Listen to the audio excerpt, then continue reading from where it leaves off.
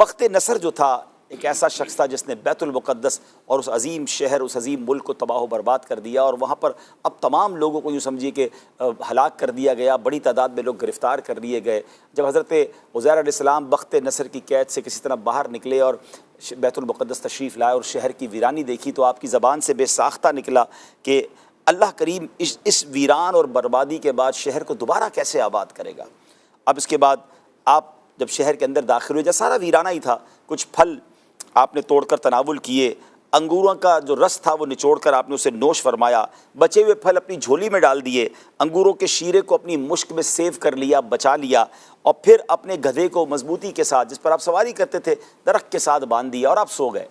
مگر اللہ کی شان دیکھیں کہ آپ جب آرام کرتے ہیں تو آپ کی اسی نیند کی حالت میں وفات ہو جاتی ہے، جی ہاں آپ کا انتقال ہو جاتا ہے، اور تقریباً ناظرین 100 سال تک آپ جو ہے وہ اس حالت میں رہے۔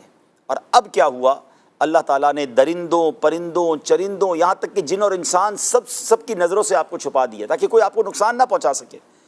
اور اللہ کی شان دیکھیں کہ 70 سال کے بعد تقریباً اب ایک اور بادشاہ وہاں سے گزرا، ملک فارس کا بادشاہ، اس نے بیت المقدس کو آباد کرنا شروع کیا، نئی عمارتیں بنائیں، نئے لوگ آباد کیے، پورا شہر کمال طریقے سے آباد ہو گیا۔ 100 برس کے بعد حضرت عزیر علیہ السلام اب دوبارہ اللہ پاک ان کو زندگی عطا فرماتا ہے، آپ کی آنکھ کھلتی ہے، آپ نے دیکھا تو آپ کا گدھا مر چکا تھا اور اس کی ہڈیاں تک گل چکی تھی، 100 ایئرز کا وقت گزر چکا تھا نا۔ اچھا، آپ کے سر کے اور داڑھی کے بال کالے تھے، یعنی آپ کی 40 ایئرز کی ایج میں آپ نے یہ آرام کیا تھا۔ آپ جب 100 سال بعد جاگتے ہیں تب بھی آپ کی عمر مبارک ہوئی۔ قدرت کی شان دیکھیں، قدرت کا نظارہ دیکھیں۔ اب جو پھل آپ نے اپنی جھولی میں، جو تھیلے میں رکھے تھے، وہ پھل بھی پراپر ویسے ہی ہیں، جو انگوروں کا شیرہ ہے وہ بھی مشک میں ویسے کا ویسے ہی ہے۔ تو آپ نے سوچو بچار میں تھے کہ آپ پر وحی نازل ہوئی اور اللہ تعالیٰ کی طرف سے سوال کیا گیا کہ اے عزیر، آپ کتنے دنوں تک یہاں رہے ہیں؟ تو آپ کہتے ہیں مجھے تو ایسا لگا کہ میں صبح سویا ہوں اور شام کو اٹھ گیا ہوں عصر کے وقت میں۔ تو ارشاد فرمایا کہ آپ 100 سال تک یہاں پر رہے ہیں۔ ذرا اپنے گدھے کو دیکھیے، اس کی ہڈیاں تک گل سڑ گئی ہیں، کھانے پینے کی چیزوں پر نظر ڈالیے، وہ ویسے کی ویسے سلامت ہیں۔ یعنی اللہ کی شان دیکھیں کہ ایک ہی زمین ہے، ایک ہی پیس آف دا لینڈ ہے، حضرت عزیر صحیح سلامت ہیں، آپ کا کھانا پینا جو ٹھیک ہے، اور گدھا جو ہے اس کا وہ گل سڑ کر ختم ہو چکا ہے۔ پھر حضرت عزیر کو قدرت کا ایک اور نظارہ دکھایا گیا کہ اب دیکھیں اس گدھے کو ہم کیسے زندہ کرتے ہیں۔ تو اب ان کی ہڈیوں پر گوشت پوشت بھی آتا ہے، وہ گدھا کھڑا بھی ہو جاتا ہے، اپنی بولی بھی بولنے لگتا ہے۔ اب یہ ایک قدرت کا نظارہ تو آپ نے دیکھ لیا، مگر جب آپ بیت المقدس کی طرف گئے کہ جس کی ویرانی دیکھ کر آپ کا دل بوجھل ہو گیا تھا، غمگین ہو گیا تھا، تو وہاں پھر سے آبادی ہے، پھر سے گھر بنے ہوئے ہیں، چہل پہل ہے۔ حضرت عزیر ڈھونڈتے ڈھونڈتے اپنے پرانے گھر کے پاس پہنچے تو ایک بوڑھی خاتون وہاں بیٹھی تھی جنہوں نے حضرت عزیر کو دیکھا تھا۔ حضرت عزیر نے جا کر ان سے پوچھا، کیونکہ ان کی بینائی آلموسٹ چلی گئی تھی، کہ آپ حضرت عزیر کو پہچانتی ہیں؟ تو انہوں نے کہا جی عزیر تو 100 سال پہلے سے لاپتہ ہیں، پتہ نہیں کہاں چلے گئے۔ یہ کہہ کر وہ رونے لگی۔ حضرت عزیر علیہ السلام نے کہا کہ میں ہی عزیر ہوں۔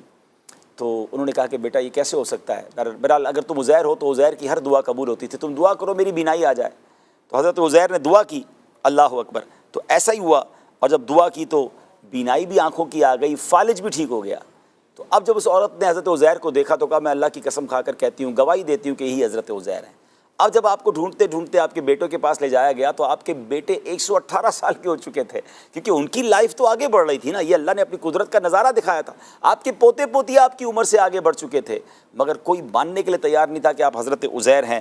اب لوگوں نے یہ کہا کہ جناب اگر آپ حضرت عزیر ہیں تو میرے والد صاحب، جو بیٹا تھا، کہتا ہے میرے والد کے دونوں کاندھوں کے درمیان ایک کالے رنگ کا مسا تھا جو چاند کی شکل کا تھا، آپ نے کرتا اتارا تو وہ مسا بھی موجود تھا۔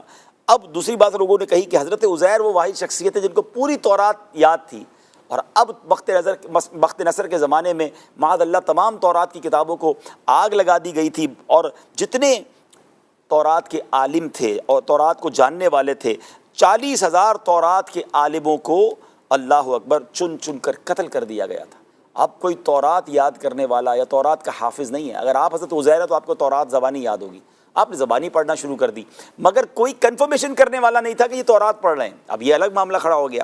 تو اب اس کے بعد ایک شخص نے کہا کہ میرے والد صاحب نے اپنی انگوروں کی بیل کے نیچے ایک تورات کا نسخہ چھپا دیا تھا جب بخت نصر کے لوگ تمام تورات کو قبضہ کر رہے تھے۔ ڈھونڈتے ڈھونڈتے اس انگور کے باغ میں جا گئے اور وہاں سے جناب وہ تورات نکالی. حضرت عزیر جو تلاوت کرتے رہے, انہوں نے جب دیکھا تو حرف بہ حرف آپ درست تلاوت کر رہے تھے. اللہ اکبر. اور جناب یہ حیرت انگیز ماجرا اس قوم نے دیکھا.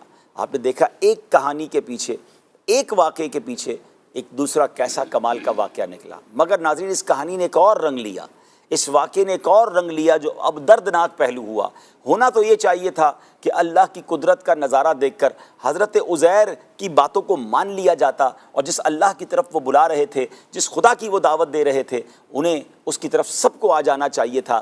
مگر جناب بعض اوقات کہتے ہیں نا کہ آنکھوں پر ایسا پردہ آ جاتا ہے اور جہالت ایسی ہوتی ہے کہ اب اس قوم نے یک زبان ہو کر یہ کہنا شروع کر دیا کہ حضرت عزیر یہی ہیں لیکن خدا کے یہ بیٹے ہیں, معاذ اللہ. اور یہیں سے ناظرین یہ یہودیوں کا غلط اور مشرکانہ عقیدہ پھیل گیا کہ معاذ اللہ حضرت عزیر خدا کے بیٹے ہیں, اور یہودی آج تک اس باطل عقیدے پر جمے ہوئے ہیں کہ معاذ اللہ حضرت عزیر جو ہیں وہ خدا کے بیٹے ہیں. اب یہ واقعہ آپ نے جو سنا یہ قرآن مجید فرقان حمید میں بڑی تفصیل کے ساتھ بیان ہوا. اس کی اگر آپ تفسیر پڑھیں گے اور اس کے تحت یہ واقعے کو پڑھیں گے تو بہت کچھ اس میں سیکھنے کو ملے گا.